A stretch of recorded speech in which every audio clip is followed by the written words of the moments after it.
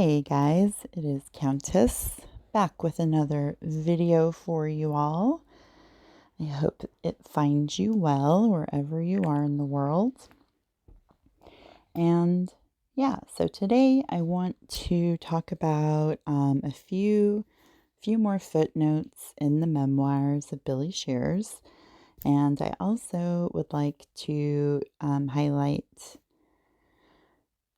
topics that correlate with these footnote passages on a much more occult/esoteric level. Obviously, the numerology in the memoirs is aligned with meanings and symbology and themes. And the very first footnote I would like to highlight in this video is in chapter 24. So just pause and take note of that numerology. 2 plus 4 is 6. I want to discuss the footnote on page 222, which that numerology, 2 plus 2 plus 2, again is 6. And the footnote begins, when the Beatles had to replace Pete Best with a less dominant drummer, part of Ringo's appeal was his stage name, inspired by his rings. The name Ringo Starr conjures images of a ringed star, such as a pentagram or Saturn, Lord of the Rings. So, wow. First off, the numerology. So this chapter reduces down to the number 6, and this certain page does as well. And I just want to highlight on the symbolism of the number 6 and what it stands for, and how it does correlate with this footnote very, very well.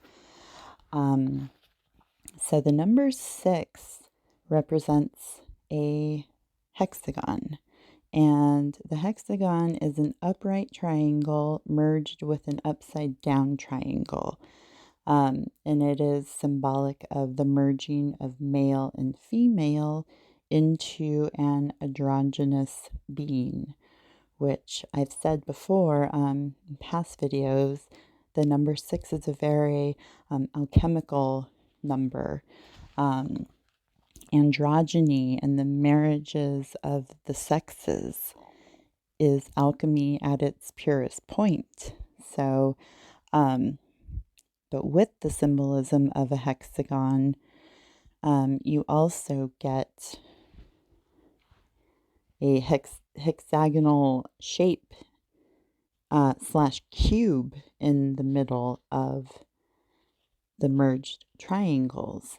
And that is a cube or shape that is found on the planet Saturn.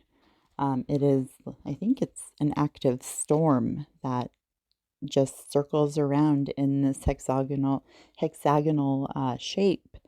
And so, and this is something that people from ancient times knew. This was part of the great knowledge, was to know that this kind of stuff existed, especially back in ancient times. And so Saturn worship has gone back to ancient times, and it's said that Saturn is the oldest of the ancient gods. And so tying Saturn in even into ancient Egypt, Isis is said to be the eldest daughter of Saturn. And Isis, basically, the lore is, Osiris ended up getting tricked by his brother Set and thrown into a coffin, and then Set uh, chopped him up into 13 pieces and scattered his pieces around the kingdom.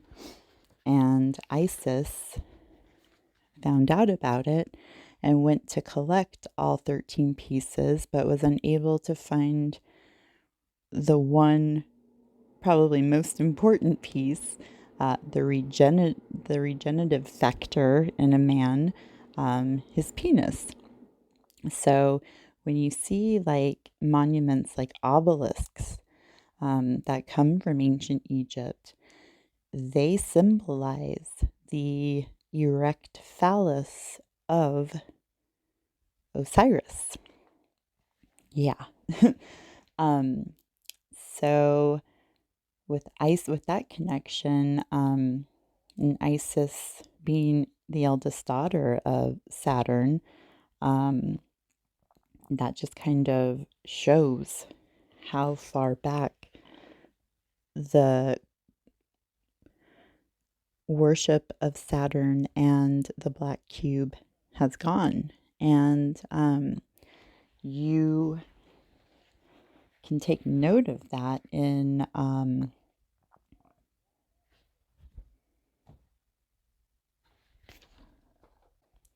relation to the way Saturn was depicted in ancient paganism.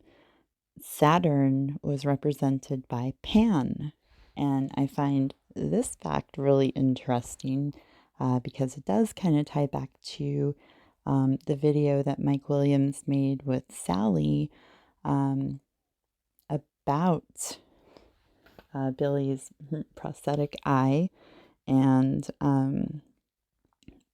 the spirit of Pan that seems to come out of Billy. And Pan, according to Manly P. Hall, 33rd degree Freemason, Pan was represented with horns due to the fact that he represented Saturn, who is the ruler of the house of Capricorn. Capricorn controls the spirits of the lower worlds. Pan was portrayed roaming through the forest with his penis erect, drunk, and frolicking with nymphs as he piped his pipes and enchanted people with his music. And that Pan, which is very similar to Satan in the fact that he is a deity that caters to the animal side of mankind, who caters to those base instincts and desires that man has. Again, going back to Thelema, it is the will of the individual that matters. And that is what Saturn worship is, basically. And I just find it super fascinating that this stuff goes back so far, So that footnote aside, we're going to go to chapter 38, which is the chapter called More Satanic Murders. And I just wanted to touch upon a couple of footnotes in this chapter. Also, I just want to read a little excerpt on the Luciferian sort of philosophy, I guess. So, chapter 38, that numerology, 3 plus 8 equals 11. And 11 is quite the number. It is a number that stands for high power over people, over organizations, over pretty much anything that is earthly. It is also a number that I think about from the Book of the Law by Aleister Crowley. In chapter 1, number 60, the god Ios, who's being channeled through Crowley, says, "My number is 11, as all their numbers who are of us." It just goes back to having the authority over certain principalities. And again, it goes to Saturn. Saturn rules over most patriarchs and kings on earth. It is said that patriarchs and kings are descendants of Saturn. And so also and tied in to that, I just want to read this footnote on page 364. And that numerology reduces down to 13, which 13 is a number of good luck and good fortune. So that footnote starts, "As we grow in understanding, our attitudes about light and darkness evolve in ways that we would never imagine at the start. For each step of our evolution is essential. Although Freemasonry is sometimes criticized for grooming its members ever so subtly by degrees, line upon line and precept upon precept, it is how we all naturally groom ourselves. We automatically reject whatever is too far from our present paradigms, but may accept those ideas later after we have inched ourselves in that direction."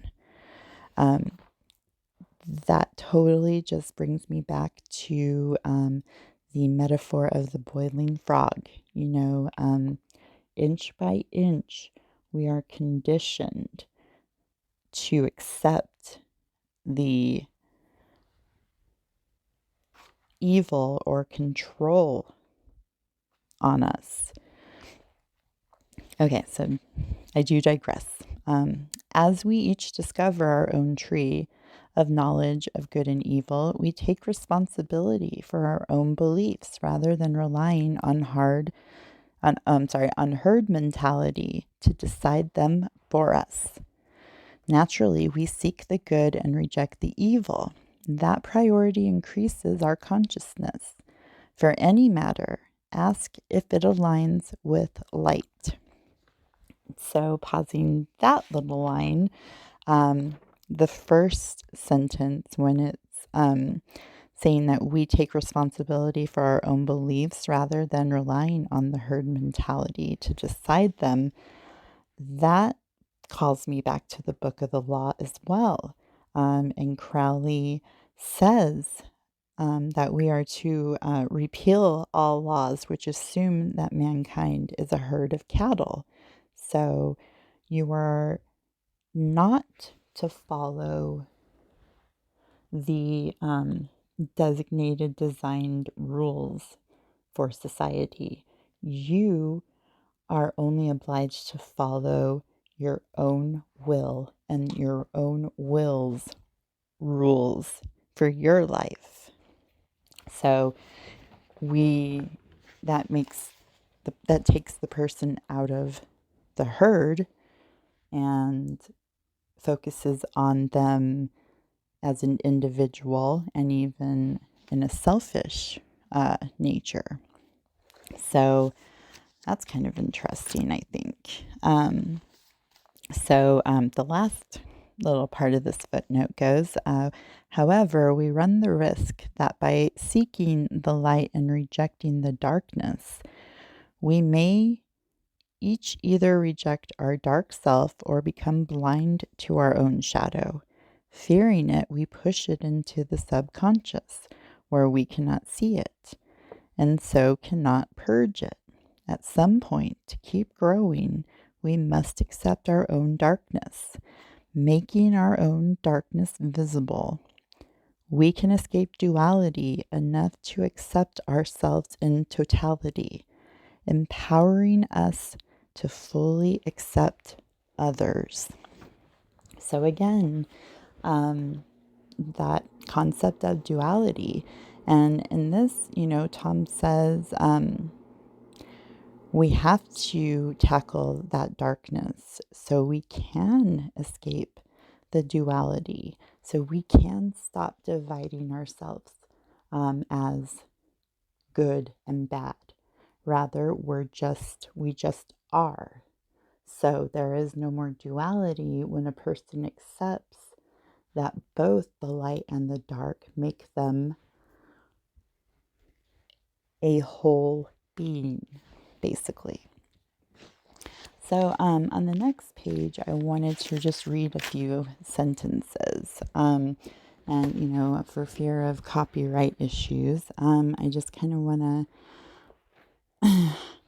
highlight this one little section because I think it is relevant to what we've been talking about so far.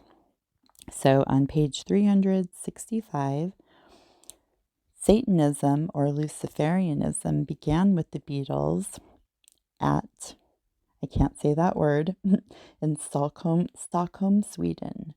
A worker there discussed Satanism with John and Paul, including mysticism, channeling energy, and the networks. It had come up before, but less convincingly. As far as John recalled, that was the turning point. No action came of it before then. The man told John and Paul that their show would never be a global sensation until they ceremonially enact the sacrifice and pray to Lucifer for his influence over the whole world. He told them that Lucifer is the god of this world and that his power surpasses all others. With that idea in mind, that night, October 24th, 1963, John and Paul said words, most likely without taking them seriously enough, promising that they would each sacrifice to quench Lucifer's appetite, or something along that foolish line. I heard John discuss it with Vernon E. Mosher, attributing the imminent death to the oath Paul cries, "I said something wrong," from yesterday. So it kind of, that little entry gives you an idea of the pact, the satanic pact that goes on, and the Faustian bargain basically is selling your soul to the devil to receive riches and success and earthly contentment, but at the price of your soul, and that Satan or Lucifer can come to collect your soul at any time he sees fit. So the satanic pact requires a debt of sacrifice. And that's something that a lot of people do not take seriously enough. And obviously, that's what we're being told in that little passage.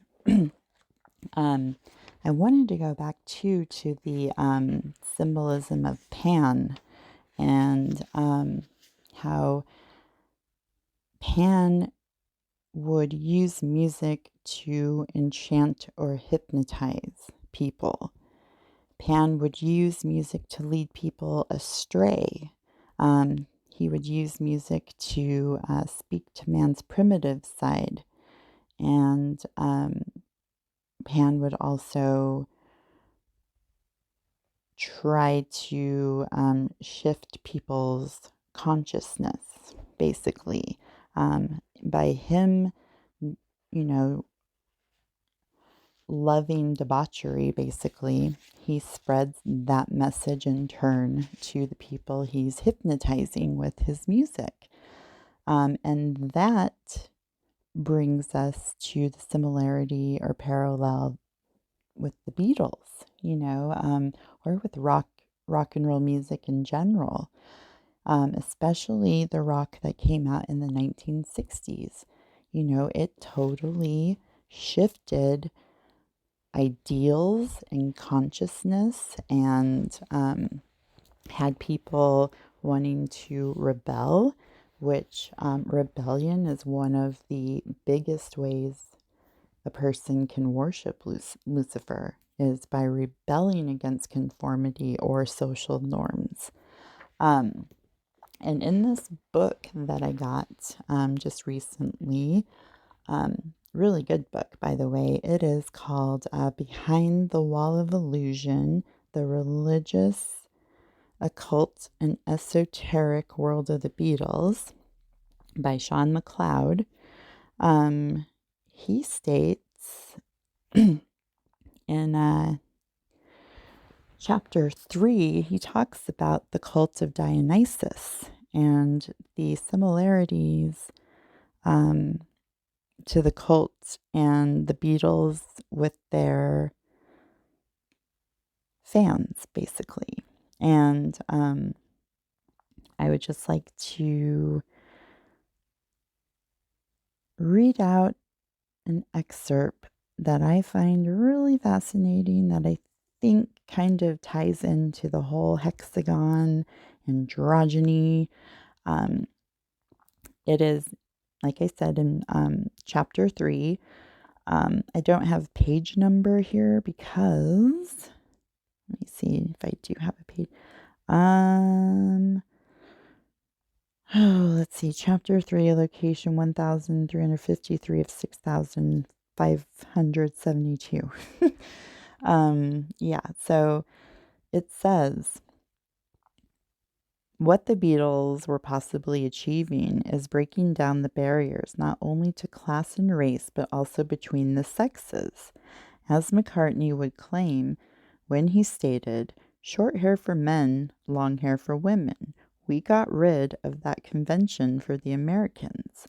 They pointed to the androgynous nature of the human being, which, if expressed in esoteric terms, is made up of a physical body and also a subtler body known as etheric body, a spiritual aspect of the human being that is often the opposite sex to the physical body. The Beatles allowed the etheric element of the teenage fan find an expression in personality of the physical being and thus created a unified androgynous human individual, the new Adam, as the poet William Blake would name it, in which the human being was, in a non-sexual sense, balancing the yin and yang elements of masculine and feminine within them.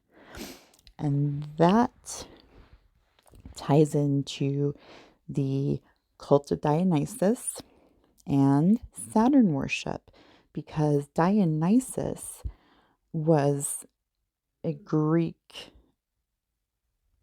deity along with Cronus, which Cronus is another name for Saturn. And these gods were all about inverting social norms and bringing the alchemical nature of androgyny to the forefront with artists like David Bowie, especially back in the 60s. That was Alice Cooper, all these kinds of girly looking men were looked down on. And but nowadays, you're looked down on if you don't accept those as a norm in society, even though the irony of it all is to actually be rebellious against these norms in society. So the last footnote I want to focus on in chapter 38 is on page 374. And it says, leading up to the big happening, the global revolution utilizes a series of chaotic events until those going through the chaos will cry for a new order. Those chaotic events are already occurring and will continue to do so until this transformation is complete. David Rockefeller said, "We are on the verge of a global transformation. All we need is the right major crisis, and the nations will accept the new world order. Mankind will be provided with whatever level of crisis is required for the conquest of the world." And so that right there ties into all of it. The numerology, the symbolism of Saturn worship, of the cult of Dionysus. It is all there to, inch by inch, degree by degree, desensitize mankind to these inversions, and also design some sort of chaotic event that's going to happen. You know, if you don't think that the recent epidemic or pandemic was any indication of how they can bring the world to its knees, I don't know what else could be. And I'm just, trying to brace myself for whatever is next, whatever really is gonna truly bring in the total collapse of society, of Western society. So yeah, I just think that these themes of the Luciferian doctrine of serving one's own will above all other things is what is going to bring the downfall of our society. When we focus too much on the individual and forget about the community, we lose sight of our own lives and our own purpose. Humans are meant to influence and interact with each other, and it's being utilized to work against us right now, where quote unquote inclusion just causes more and more division and distraction from everything in the world. And you can put your bets down that music that started in the 1960s had everything to do with this shift in consciousness, this shift into the Aeon of Horus, as Crowley put it, where it's basically every man for himself, and no more being part of the herd. It's all about the individual. And that can be a dangerous philosophy to take on. Yeah. So anyways, guys, I just had those 3 little footnotes, but with all the information I've read this week, and I'm still not even done with that book, I just wanted to get a video out this weekend because I did want to talk about Saturn worship and how it affected, obviously, the Beatles. It affected their fans. It's affected global consciousness over the years, and they have been a huge factor in all of these inversions in life, in society. And it goes back to the whole thing King Solomon said, there is nothing new under the sun. These types of rites and cults have existed since antiquity. And it's amazing to think that people of ancient times were advanced enough to notice all of this stuff and to apply it to their day-to-day lives and keep it as sacred knowledge that only the few can possess, while they condition the rest of us to just accept what we're being told to do. So anyways, guys, that is all I have for you right now. I am going to get into this a bit deeper. Like I said, I'm not done completely with this book, and I want to touch upon some of the other aspects of it. So I will keep reading this weekend and see what else I can find out, and I will definitely share it with you guys. I may try to do a tarot read sometime this weekend, but we'll just have to see how time goes. So yeah, that is it for me, guys. So until the next video, I wish you guys all the best, and it has been swell. Bye.